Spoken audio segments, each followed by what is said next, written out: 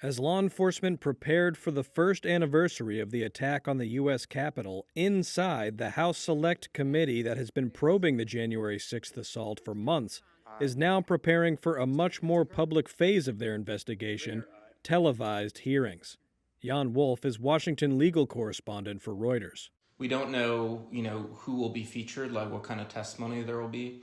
But that's going to happen in the first or second quarter of this year and will be televised. And then they're going to release a final report in the fall and an interim report in the summer. At least that's the plan, according to the chairman.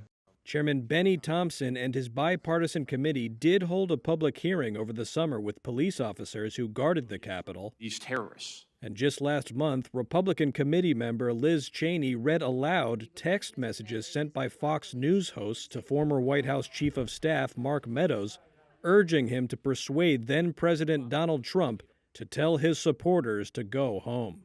That does give you a flavor of what we could expect. We don't know who will testify at these public hearings, but we could see some drama. We could see testimony potentially from people in Trump's orbit. So that's what we're all waiting to see.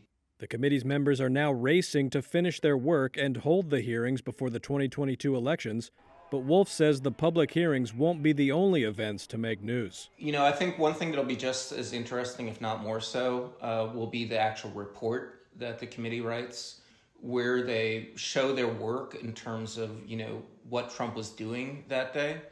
And it could include, as part of that report, or even separately, a referral to the Justice Department, which would say basically, we think there's evidence here of criminality and we think you should investigate.